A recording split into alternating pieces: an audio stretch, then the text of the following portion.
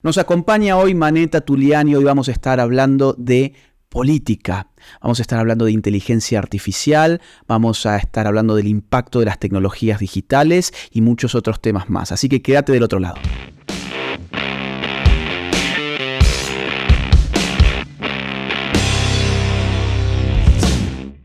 Y así llegamos a nuestra última entrega. Este es el tercer video que hacemos con Maneta Tuliani, analizando distintos temas que están plasmados en su libro La Singularidad Radical, que se los recomiendo enfáticamente. Y dicho sea de paso, cómo conseguir el libro está en la caja de descripción de este video. Hemos hablado en nuestro primer video sobre la posmodernidad y sobre el poshumanismo. Hemos hablado en el video anterior sobre la libertad y su diferencia con la liberación. Y hoy toca hablar sobre política en el mundo por venir y en el mundo actual también. Voy a empezar, como hice con los otros videos, leyendo un fragmento del libro de Maneta Tuliani para dar introducción a esta temática. Dice así: la descomposición analítica del cuerpo alcanza niveles exorbitantes con la ingeniería genética. Toda su fantasmagoría informática gira en torno a la disección analítica de nuestra integridad, que ya ha llegado a una escala de abstracción y manipulación espectacular. En la manipulación genética, el código genético o el sistema operativo humano se extrae en un microclima in vitro para convertirse en información, y una vez liberada de la mortalidad putrefacta del hombre, su destino es la flotación indefinida para la potencial funcionalidad. El gen de las focas se combina con el de los tomates, el de los murciélagos con el de los cerdos, el de los humanos con el de las bacterias, etc. Y es evidente, como nos dice Fukuyama, que a medida que descubramos la correlación entre los genes y los rasgos o personalidad humanas, será inevitable que algunos contemplen la posibilidad de utilizar estos conocimientos con fines sociales específicos. Esa es nuestra introducción. Claro, lo que acá está planteando Manet es que ha avanzado la tecnología, ha avanzado en muchas áreas. Acá hace hincapié en las investigaciones genéticas, aquello que estructura la información de lo que somos, y cerrás con Fukuyama diciendo, oiga, esto puede plantear desafíos políticos, porque quien tiene el poder tecnológico tiene probablemente el poder de diseñar al hombre y de diseñar a la sociedad como tal. Estamos frente a un nuevo paradigma. ¿Cómo podríamos llamarle ese paradigma? Foucault ha hablado de la biopolítica, Byung-Chul Han habla de la psicopolítica. ¿Vos crees que estos nombres alcanzan? ¿Hablarías de la tecnopolítica o te conformás con algunos de esos otros nombres? Bueno, de hecho yo creo que lo pondría como en momentos más generales. Por ejemplo, se ha hablado de ciencia moderna, ¿no? Sí. De la revolución científica. Hoy se habla de la revolución tecnocientífica. Sí. Y justamente la revolución científica, por ejemplo, traía un nuevo modo de entender la realidad, ¿no? Y por ende un nuevo modo de nosotros de estar en ese mundo. Y la tecnociencia modifica los valores de la ciencia, porque claro, ¿qué pasa? Si vos tenés todo un sistema moral, jurídico, político, etcétera, configurado en torno a una figura, un agente que vos llamás ser humano, y de repente estás introduciendo nuevas tecnologías a través de los nuevos procesos de modernización que ponen en jaque o ponen en duda, o ponen en cuestionamiento, modifican lo que es un ser humano, los valores que protegían o que estaban en torno a ese ser humano cambian. Entonces la tecnociencia modifica los valores de la ciencia. Y de hecho las problemáticas bioéticas son muy propias de nuestros modos de hacer Totalmente. Ciencia. Porque antes, digamos, el telescopio y demás, se entiende, ¿no? Tenían más que ver como con el mundo. Sí. Entonces nosotros observábamos el mundo, entendíamos el mundo de una forma diferente, cambiaba nuestra perspectiva, nuestra visión del mundo, pero como que nosotros todavía estábamos ahí. Claro. Hoy esa misma ciencia aplica al ser humano, entonces la definición del ser humano cambia. Y de ahí, como una cebolla, ¿no? Digamos, todas las capas que engloban lo que significa justamente ser humano. Y de hecho, digamos, para darte un ejemplo, ¿no? Para no hablar en términos abstractos.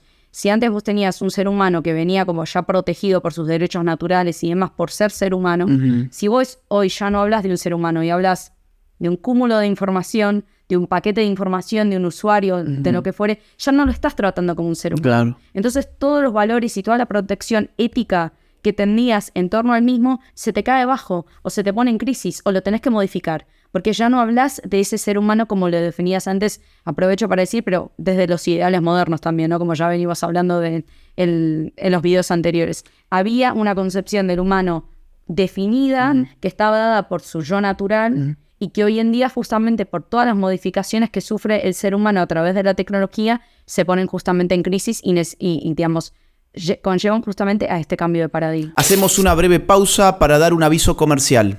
Junto con Binance y el Instituto Líder en Educación Financiera NW Professional Traders, estamos regalando 5 USDT a los primeros 30 usuarios en registrarse en Binance a través del link que les dejo en la descripción de este video.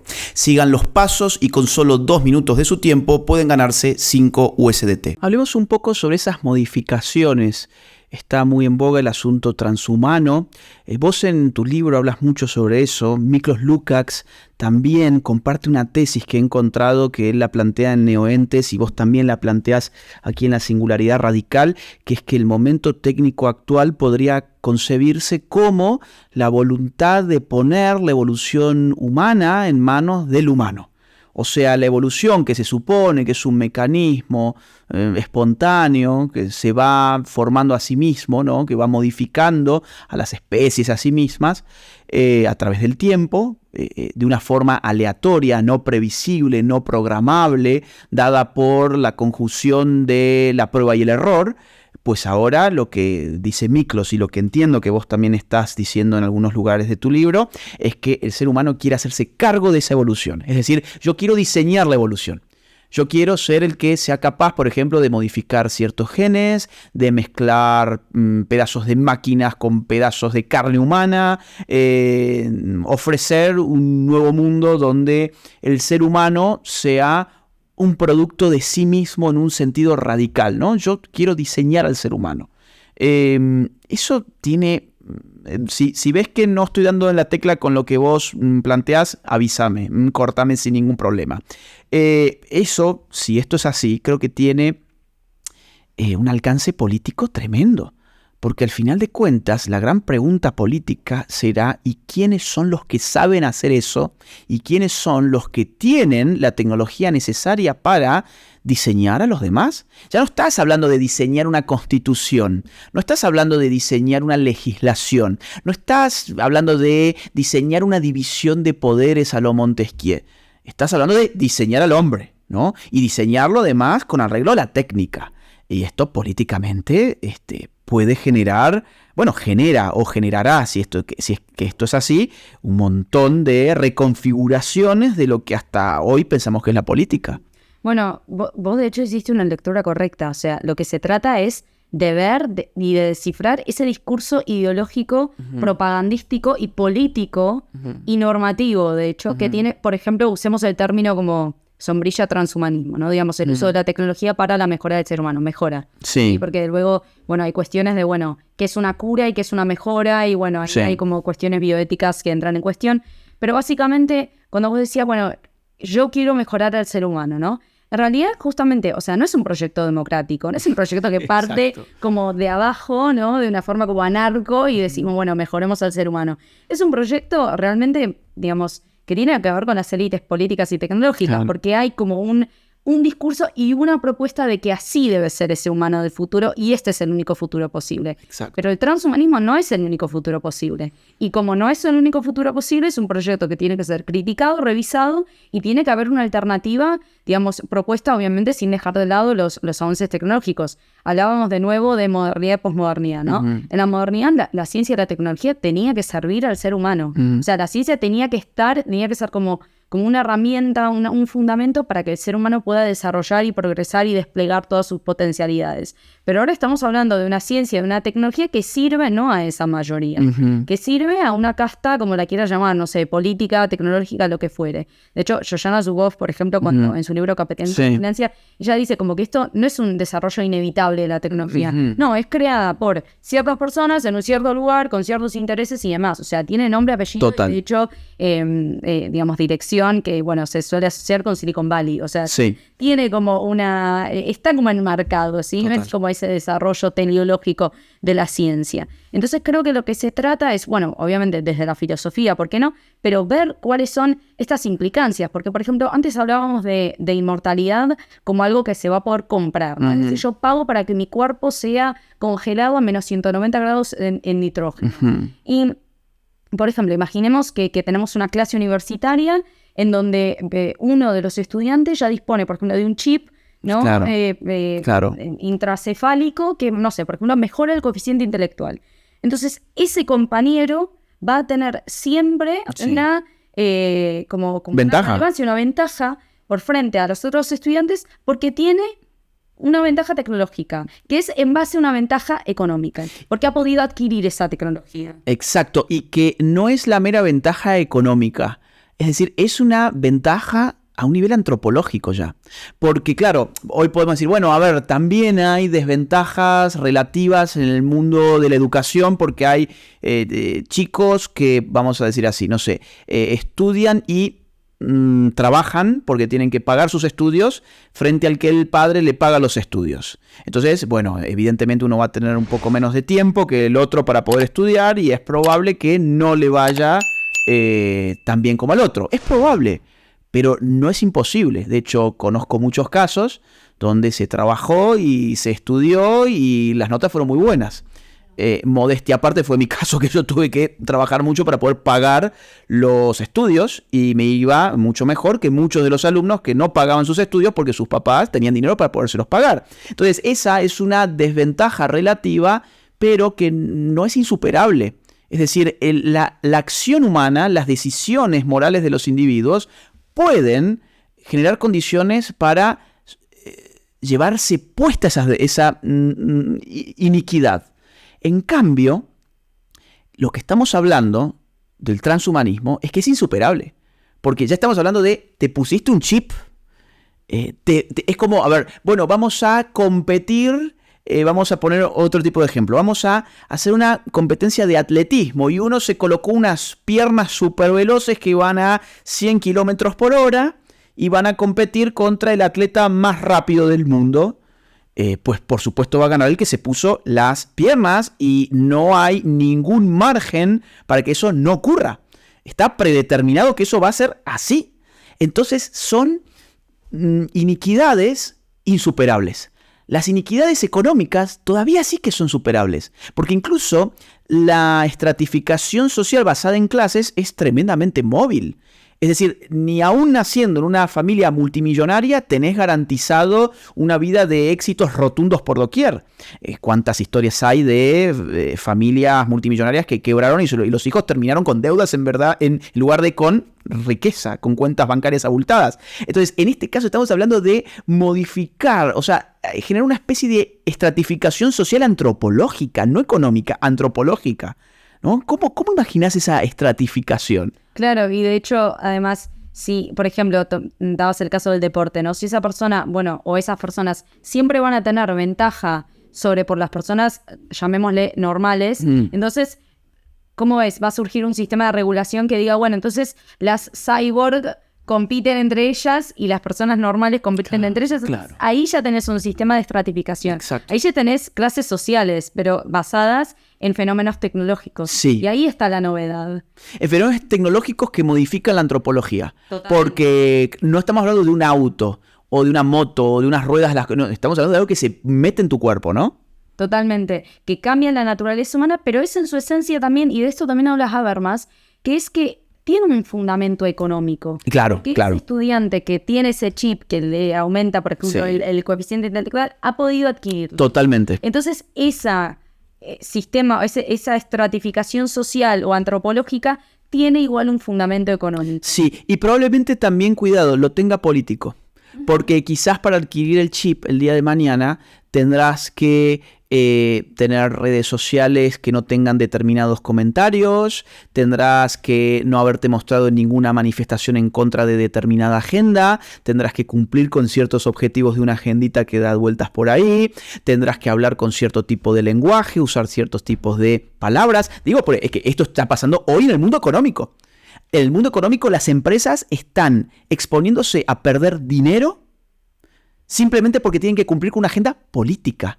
Es decir, lo económico ya no está actuando como una lógica autónoma respecto de lo político, y lo político nunca actuó como una lógica autónoma respecto de lo económico. Lo interesante de este momento es que hoy vos ves empresas como Target, que es una gran empresa de tiendas en Estados Unidos, perdiendo muchos millones de dólares por poner ropa para niños trans, y los consumidores de Target no quieren eso, y ellos, en lugar de rectificar, continúan. ¿Por qué? Porque tienen que cumplir con estándares políticos ideológicos. Entonces, yo me imagino esa estratificación, como vos bien decís, económicamente determinada, pero también política e ideológicamente determinada, ¿no? Así que esa puede llegar a ser la estratificación del mañana. Ahora, ¿cómo concebirías, te abro un tema que está vinculado, la autoridad en este mundo de la técnica o del triunfo de la técnica? ¿Quién va a ser la autoridad? Y te lo consulto porque muy rápidamente ya se están haciendo encuestas para saber si los ciudadanos estarían dispuestos a ser gobernados por inteligencia artificial. Y los resultados son sorprendentes, porque en Asia, por ejemplo, ya se ven resultados que dicen: sí, prefiero ser gobernado por inteligencia artificial más que por un político. Ahora, pero por Dios, ¿quién está programando la inteligencia artificial? Es la gran pregunta que nadie se hace, ¿no? Totalmente. Bueno, muchas cuestiones. Para Kant, por ejemplo, el problema político, o sea, el problema del poder, era el último problema que el ser humano iba a ser capaz de resolver. Porque vos, cuando pones a alguien en el poder, bueno, ¿cuál es la garantía de que esa persona siempre vaya a cumplir, ¿no?, con su deber y demás? Necesitas un supervisor del que esté en el poder. Exacto. Pero ¿y cómo garantizás que el supervisor? Entonces caes como en un círculo vicioso, y al final, como decíamos, ¿no?, dice Kant, bueno, es el último problema que vamos a poder resolver, el de la autoridad, básicamente. Sí. Entonces, a mí hay algo que me llama mucho la atención, y de hecho está en el libro, cuando pensamos en la idea del Internet de las cosas. Sí. ¿Vieron? Internet of Things. O sea, con el Internet de las cosas, la autoridad humana como que pierde sentido, ¿no? Sí, también. Sí. Porque si ya tenés un objeto, una heladera, relacionándose con una computadora, y que mandando información, y que el micrófono, y que esto que lo otro, es como que nosotros... A mí me gusta usar esta expresión, pero como que aprovechamos para desaparecer, ¿no? Sí. Como que nos vamos, nos desvanecemos de ese mundo. Al final es como que creamos un mundo, no sé si perfecto o no, pero es un mundo automático. ¿Qué es automático? Que está como funcionando, ¿no? Por sí mismo. Por sí mismo. Ni siquiera me estoy metiendo en el tema autoridad, tipo cuestión como política macro, pero en el sentido como humano. Sí. Si yo estoy creando un mundo que está funcionando por sí solo... Claro. Yo pierdo, o sea, digamos, es un mundo tan autónomo que ya no necesita de nosotros. Está ahí funcionando como por su propia cuenta, por su propio avance, progreso, lo que fuera. Entonces, ahí es donde la subjetividad humana, en toda su complejidad, va perdiendo como el sentido. Porque creas un mundo en donde ya no se necesita ni sujeto ni subjetividad, porque es totalmente objetivo. O sea, está funcionando con leyes algorítmicas y demás. O sea, eso que ya está pasando en el ámbito de lo privado puede trasladarse fácilmente al ámbito de lo público. Es decir, si yo veo que mi heladera, que está conectada con mi celular y con mi computadora, está tomando buenas decisiones, y donde yo tengo un suministro, un stock, siempre muy bien dispuesto por mi refrigerador, pues bueno, quiero un político así como mi heladera. Quiero un político que tome decisiones. Ahora, el problema es que eso que yo analizo en términos de utilidad práctica, y nada más que utilidad práctica, en el mundo de la política no basta, porque el mundo de la política es un mundo donde entra en juego la forma en que se ve el mundo. La política siempre implica una otredad que puede funcionar como negatividad, ¿no? O sea, la política amigo-enemigo en términos de Carl Schmitt es eso. Es decir, hay distintas formas de ver el mundo. Si todos viéramos el mundo de la misma manera, pues no habría falta política. La política es el arte de ordenar la convivencia humana, sabiendo que los humanos miramos las cosas de manera distinta y tenemos que ponernos de acuerdo. Ahora, eso de delegarle el proceso de autoridad a una máquina, pensando de que esa máquina sabe cuál es la mejor forma de ponernos de acuerdo, presupone que esa máquina tiene una forma autónoma de ver el mundo. Y eso no es así. Tiene la forma de ver el mundo que tienen los que la programaron. Vos fijate, por ejemplo, lo que pasa hoy cuando vos le pedís a este ChatGPT que te haga, por ejemplo, háganlo, es súper interesante. Quiero un poema elogioso de Pedro Sánchez. y te da todo un poema buenísimo de Pedro Sánchez, el izquierdista que gobierna España, por si no lo saben. Ahora, quiero un poema elogioso de Santiago Abascal, el líder de Vox. No, yo no puedo hacer eso, no me puedo meter en temas tan delicados, te dice ChatGPT. Quiero un poema elogioso de Biden, te da el poema. Quiero un poema elogioso de Trump. No, yo no me puedo meter en eso porque esos temas políticos a mí me exceden. Pero no es que te exceden, es que estás programado para reproducir la ideología de quien te programó. Entonces al final Kant aparece nuevamente tal como vos lo decías. El problema no va a ser la inteligencia artificial, va a ser quien la programe. Bueno, hay una mirada siempre errónea de objetividad de la cuestión tecnológica. O sea, porque ahí está el tema. Si yo caigo como en esta mirada, vos decías, utilitarista, ¿no? Si yo tengo un robot que hace una cirugía mucho mejor que un ser humano. Si tengo la heladera que funciona o manda detalles de información, etcétera, de mucho mejor que un ser humano y demás, caigo en esa consecuencia lógica de que entonces la autoridad objetiva y verdadera tiene que ser una máquina. Así es. Último punto de este video y ya cerramos con esto. ¿Cómo te imaginas al súbdito y cómo te imaginas la resistencia? ¿Se puede resistir a este orden político por venir con el progreso, digamos, de las cuestiones técnicas o el totalitarismo técnico, me gustaría más llamarlo? ¿Cómo se podrá resistir? ¿O te tenés que convertir en un súbdito apolítico en la medida en que has delegado toda autoridad en una supuesta objetividad? Bueno, es creo que una de las preguntas más críticas y más importantes, y un poco haciendo alusión al libro, que son, bueno, varios ensayos, todos ellos críticos, pero al final tenés ese giro, y tenés ese giro optimista, que de hecho tiene mucho que ver con el título del libro. Sí. La singularidad radical es justamente la singularidad del pensamiento humano. Nosotros no nos damos cuenta que la forma intrínseca que tiene de funcionar el propio pensamiento es que es una forma negativa, una forma creativa, una forma generativa, o sea, está constantemente creando formas nuevas en lo real, y es una forma libre. Entonces ahí hay realmente un componente muy optimista de entender al pensamiento como un pensamiento dialéctico, más allá de los discursos ideológicos, sino de la estructura propia de nuestra naturaleza y nuestro pensamiento, que ante toda fuerza siempre hay una fuerza contraria, y esto incluso está en la naturaleza y en la física newtoniana. Así que cerrando un poco, y en la pandemia, por ejemplo, yo había publicado una frase que era: el verdadero virus es el pensamiento homogéneo, y la verdadera inmunidad es el pensamiento crítico. Así que pensar es resistir. Exacto. Pensar será el camino para resistir, ¿no? Para reivindicar al ser humano al final del día. El pensamiento es peligroso y por eso está en peligro, podríamos decir.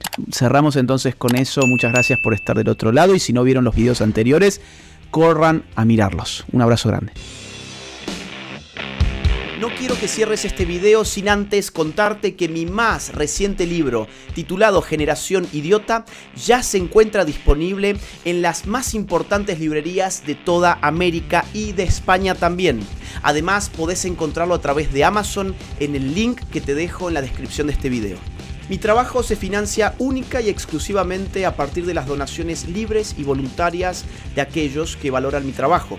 Si quisieras colaborar económicamente conmigo, te invito a hacerlo uniéndote en mi comunidad de Patreon, siguiendo el link que se encuentra en la descripción de este video, o bien uniéndote a la comunidad de YouTube haciendo clic en el botón Unirse. Si no pudieras colaborar económicamente, no te preocupes, hay muchas otras formas de ayudar. Por ejemplo, difundiendo este video, poniéndole like, dejando tu comentario, suscribiéndote a este canal y activando la campanita.